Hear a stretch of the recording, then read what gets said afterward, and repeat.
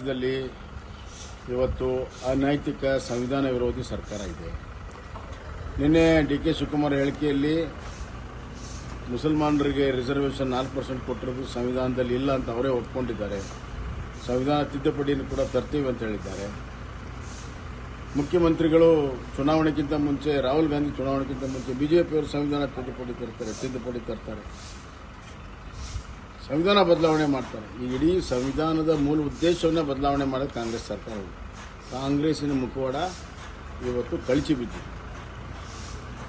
ಇವತ್ತು ಸಂವಿಧಾನ ವಿರೋಧವಾಗಿರುವಂಥದ್ದು ಗೊತ್ತಿದ್ರು ಕಾನೂನು ಮಾಡ್ತಾರಂದ್ರೆ, ಸಂವಿಧಾನ ವಿರೋಧಿ ಒಂದು ಸರ್ಕಾರ ಇದ್ದರೆ ಅದರ ಮೇಲೆ ಪ್ರಮಾಣ ವಚನ ತಗೊಂಡು ಅದರ ವಿರುದ್ಧ ಮಾಡಿದಾಗ ಅವ್ರಿಗೆ ನೈತಿಕ ಇಲ್ಲ. ಕೂಡಲೇ ಸರ್ಕಾರ ರಾಜೀನಾಮೆಯನ್ನು ಕೊಡಬೇಕು.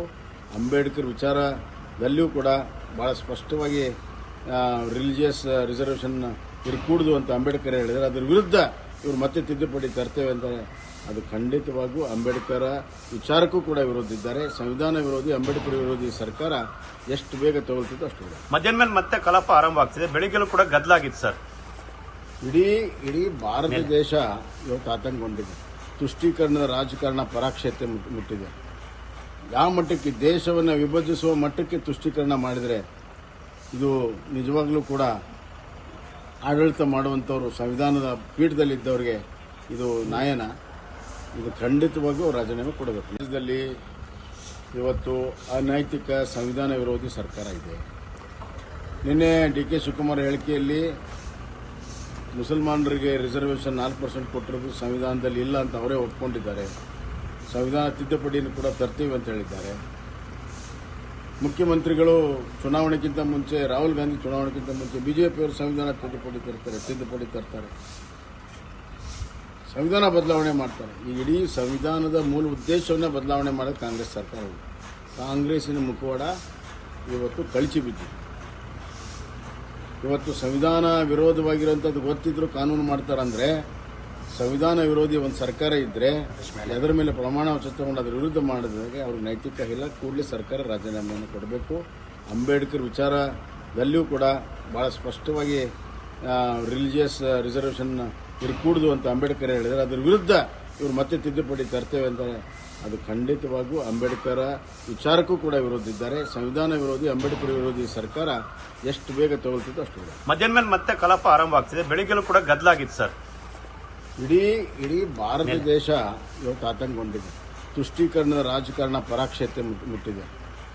ಯಾವ ಮಟ್ಟಕ್ಕೆ ದೇಶವನ್ನು ವಿಭಜಿಸುವ ಮಟ್ಟಕ್ಕೆ ತುಷ್ಟೀಕರಣ ಮಾಡಿದರೆ, ಇದು ನಿಜವಾಗ್ಲೂ ಕೂಡ ಆಡಳಿತ ಮಾಡುವಂಥವ್ರು ಸಂವಿಧಾನದ ಪೀಠದಲ್ಲಿದ್ದವರಿಗೆ ಇದು ನ್ಯಾಯನ. ಇದು ಖಂಡಿತವಾಗಿಯೂ ರಾಜೀನಾಮೆ ಕೊಡಬೇಕು. ದೇಶದಲ್ಲಿ ಇವತ್ತು ಅನೈತಿಕ ಸಂವಿಧಾನ ವಿರೋಧಿ ಸರ್ಕಾರ ಇದೆ. ನಿನ್ನೆ ಡಿ.ಕೆ. ಶಿವಕುಮಾರ್ ಹೇಳಿಕೆಯಲ್ಲಿ ಮುಸಲ್ಮಾನರಿಗೆ ರಿಸರ್ವೇಷನ್ 4% ಕೊಟ್ಟಿರೋದು ಸಂವಿಧಾನದಲ್ಲಿ ಇಲ್ಲ ಅಂತ ಅವರೇ ಒಪ್ಕೊಂಡಿದ್ದಾರೆ. ಸಂವಿಧಾನ ತಿದ್ದುಪಡಿಯನ್ನು ಕೂಡ ತರ್ತೀವಿ ಅಂತ ಹೇಳಿದ್ದಾರೆ. ಮುಖ್ಯಮಂತ್ರಿಗಳು ಚುನಾವಣೆಗಿಂತ ಮುಂಚೆ, ರಾಹುಲ್ ಗಾಂಧಿ ಚುನಾವಣೆಗಿಂತ ಮುಂಚೆ ಬಿಜೆಪಿಯವರು ಸಂವಿಧಾನ ತಿದ್ದುಪಡಿ ತರ್ತಾರೆ, ಸಂವಿಧಾನ ಬದಲಾವಣೆ ಮಾಡ್ತಾರೆ. ಈ ಇಡೀ ಸಂವಿಧಾನದ ಮೂಲ ಉದ್ದೇಶವನ್ನು ಬದಲಾವಣೆ ಮಾಡೋದು ಕಾಂಗ್ರೆಸ್ ಸರ್ಕಾರ. ಕಾಂಗ್ರೆಸ್ಸಿನ ಮುಖವಾಡ ಇವತ್ತು ಕಳಚಿ ಬಿದ್ದಿದೆ. ಇವತ್ತು ಸಂವಿಧಾನ ವಿರೋಧವಾಗಿರುವಂಥದ್ದು ಗೊತ್ತಿದ್ರು ಕಾನೂನು ಮಾಡ್ತಾರಂದ್ರೆ, ಸಂವಿಧಾನ ವಿರೋಧಿ ಒಂದು ಸರ್ಕಾರ ಇದ್ದರೆ ಅದರ ಮೇಲೆ ಪ್ರಮಾಣ ವಚನ ತಗೊಂಡು ಅದರ ವಿರುದ್ಧ ಮಾಡಿದಾಗ ಅವ್ರಿಗೆ ನೈತಿಕ ಇಲ್ಲ. ಕೂಡಲೇ ಸರ್ಕಾರ ರಾಜೀನಾಮೆಯನ್ನು ಕೊಡಬೇಕು. ಅಂಬೇಡ್ಕರ್ ವಿಚಾರದಲ್ಲಿಯೂ ಕೂಡ ಭಾಳ ಸ್ಪಷ್ಟವಾಗಿ ರಿಲಿಜಿಯಸ್ ರಿಸರ್ವೇಷನ್ ಇರಕೂಡದು ಅಂತ ಅಂಬೇಡ್ಕರ್ ಹೇಳಿದರೆ, ಅದರ ವಿರುದ್ಧ ಇವರು ಮತ್ತೆ ತಿದ್ದುಪಡಿ ತರ್ತೇವೆ ಅಂತ ಅದು ಖಂಡಿತವಾಗೂ ಅಂಬೇಡ್ಕರ್ ವಿಚಾರಕ್ಕೂ ಕೂಡ ವಿರೋಧ ಇದ್ದಾರೆ. ಸಂವಿಧಾನ ವಿರೋಧಿ, ಅಂಬೇಡ್ಕರ್ ವಿರೋಧಿ ಸರ್ಕಾರ ಎಷ್ಟು ಬೇಗ ತಗೊಳ್ತಿದ್ದು ಅಷ್ಟು ಬೇಗ. ಮಧ್ಯಾಹ್ನ ಮೇಲೆ ಮತ್ತೆ ಕಲಾಪ ಆರಂಭ ಆಗ್ತಿದೆ. ಬೆಳಿಗ್ಗೆಲೂ ಕೂಡ ಗದ್ದಲಾಗಿತ್ತು ಸರ್. ಇಡೀ ಭಾರತ ದೇಶ ಇವತ್ತು ಆತಂಕಗೊಂಡಿದೆ. ತುಷ್ಟೀಕರಣದ ರಾಜಕಾರಣ ಪರಾಕ್ಷತೆ ಮುಟ್ಟಿದೆ. ಯಾವ ಮಟ್ಟಕ್ಕೆ ದೇಶವನ್ನು ವಿಭಜಿಸುವ ಮಟ್ಟಕ್ಕೆ ತುಷ್ಟೀಕರಣ ಮಾಡಿದರೆ, ಇದು ನಿಜವಾಗ್ಲೂ ಕೂಡ ಆಡಳಿತ ಮಾಡುವಂಥವ್ರು ಸಂವಿಧಾನದ ಪೀಠದಲ್ಲಿದ್ದವರಿಗೆ ಇದು ನ್ಯಾಯನ. ಇದು ಖಂಡಿತವಾಗಿಯೂ ರಾಜೀನಾಮೆ ಕೊಡಬೇಕು. ದೇಶದಲ್ಲಿ ಇವತ್ತು ಅನೈತಿಕ ಸಂವಿಧಾನ ವಿರೋಧಿ ಸರ್ಕಾರ ಇದೆ. ನಿನ್ನೆ ಡಿ.ಕೆ. ಶಿವಕುಮಾರ್ ಹೇಳಿಕೆಯಲ್ಲಿ ಮುಸಲ್ಮಾನರಿಗೆ ರಿಸರ್ವೇಷನ್ 4% ಕೊಟ್ಟಿರೋದು ಸಂವಿಧಾನದಲ್ಲಿ ಇಲ್ಲ ಅಂತ ಅವರೇ ಒಪ್ಕೊಂಡಿದ್ದಾರೆ. ಸಂವಿಧಾನ ತಿದ್ದುಪಡಿಯನ್ನು ಕೂಡ ತರ್ತೀವಿ ಅಂತ ಹೇಳಿದ್ದಾರೆ. ಮುಖ್ಯಮಂತ್ರಿಗಳು ಚುನಾವಣೆಗಿಂತ ಮುಂಚೆ ರಾಹುಲ್ ಗಾಂಧಿ ಚುನಾವಣೆಗಿಂತ ಮುಂಚೆ ಬಿಜೆಪಿಯವರು ಸಂವಿಧಾನ ತಿದ್ದುಪಡಿ ತರ್ತಾರೆ, ಸಂವಿಧಾನ ಬದಲಾವಣೆ ಮಾಡ್ತಾರೆ. ಈ ಇಡೀ ಸಂವಿಧಾನದ ಮೂಲ ಉದ್ದೇಶವನ್ನೇ ಬದಲಾವಣೆ ಮಾಡೋದು ಕಾಂಗ್ರೆಸ್ ಸರ್ಕಾರ. ಕಾಂಗ್ರೆಸ್ಸಿನ ಮುಖವಾಡ ಇವತ್ತು ಕಳಚಿ ಬಿದ್ದಿದೆ.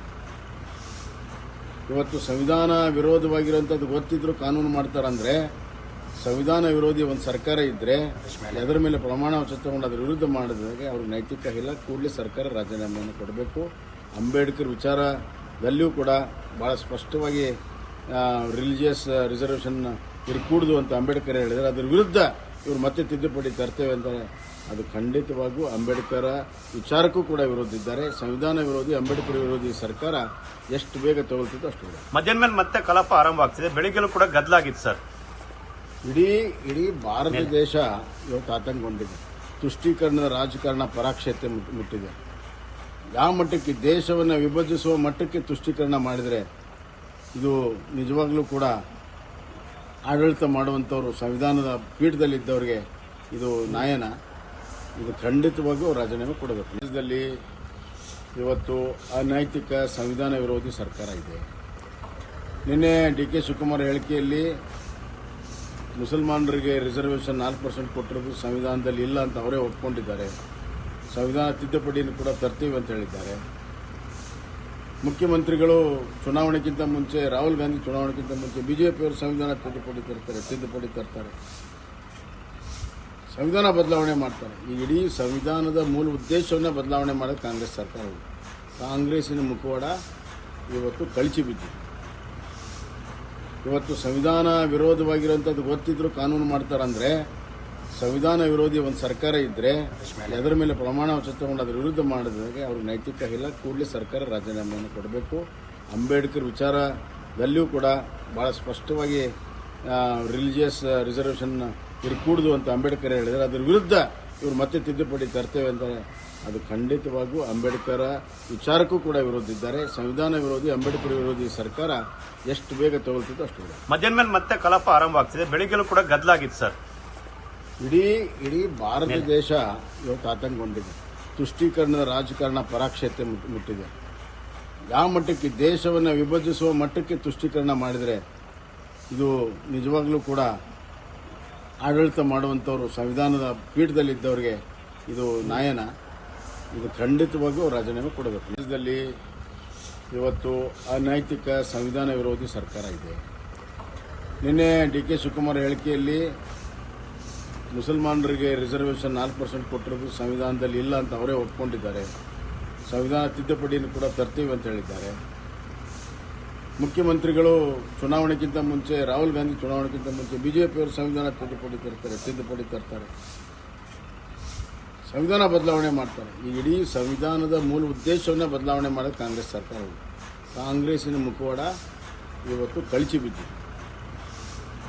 ಇವತ್ತು ಸಂವಿಧಾನ ವಿರೋಧವಾಗಿರುವಂಥದ್ದು ಗೊತ್ತಿದ್ರು ಕಾನೂನು ಮಾಡ್ತಾರಂದ್ರೆ, ಸಂವಿಧಾನ ವಿರೋಧಿ ಒಂದು ಸರ್ಕಾರ ಇದ್ರೆ ಅದರ ಮೇಲೆ ಪ್ರಮಾಣ ವಚನ ತಗೊಂಡು ಅದರ ವಿರುದ್ಧ ಮಾಡಿದಾಗ ಅವ್ರಿಗೆ ನೈತಿಕ ಇಲ್ಲ. ಕೂಡಲೇ ಸರ್ಕಾರ ರಾಜೀನಾಮೆಯನ್ನು ಕೊಡಬೇಕು. ಅಂಬೇಡ್ಕರ್ ವಿಚಾರದಲ್ಲಿಯೂ ಕೂಡ ಬಹಳ ಸ್ಪಷ್ಟವಾಗಿ ರಿಲಿಜಿಯಸ್ ರಿಸರ್ವೇಷನ್ ಇರಕೂಡದು ಅಂತ ಅಂಬೇಡ್ಕರ್ ಹೇಳಿದರೆ, ಅದರ ವಿರುದ್ಧ ಇವರು ಮತ್ತೆ ತಿದ್ದುಪಡಿ ತರ್ತೇವೆ ಅಂತ ಅದು ಖಂಡಿತವಾಗೂ ಅಂಬೇಡ್ಕರ್ ವಿಚಾರಕ್ಕೂ ಕೂಡ ವಿರೋಧ ಇದ್ದಾರೆ. ಸಂವಿಧಾನ ವಿರೋಧಿ ಅಂಬೇಡ್ಕರ್ ವಿರೋಧಿ ಸರ್ಕಾರ ಎಷ್ಟು ಬೇಗ ತಗೊಳ್ತಿತ್ತು ಅಷ್ಟು ಬೇಗ. ಮಧ್ಯಾಹ್ನ ಮೇಲೆ ಮತ್ತೆ ಕಲಾಪ ಆರಂಭ ಆಗ್ತಿದೆ. ಬೆಳಿಗ್ಗೆಲೂ ಕೂಡ ಗದ್ದಲಾಗಿತ್ತು ಸರ್. ಇಡೀ ಭಾರತ ದೇಶ ಇವತ್ತು ಆತಂಕಗೊಂಡಿದೆ. ತುಷ್ಟೀಕರಣದ ರಾಜಕಾರಣ ಪರಾಕ್ಷತೆ ಮುಟ್ಟಿದೆ. ಯಾವ ಮಟ್ಟಕ್ಕೆ ದೇಶವನ್ನು ವಿಭಜಿಸುವ ಮಟ್ಟಕ್ಕೆ ತುಷ್ಟೀಕರಣ ಮಾಡಿದರೆ ಇದು ನಿಜವಾಗ್ಲೂ ಕೂಡ ಆಡಳಿತ ಮಾಡುವಂಥವ್ರು ಸಂವಿಧಾನದ ಪೀಠದಲ್ಲಿದ್ದವರಿಗೆ ಇದು ನ್ಯಾಯನ. ಇದು ಖಂಡಿತವಾಗಿಯೂ ರಾಜೀನಾಮೆ ಕೊಡಬೇಕು.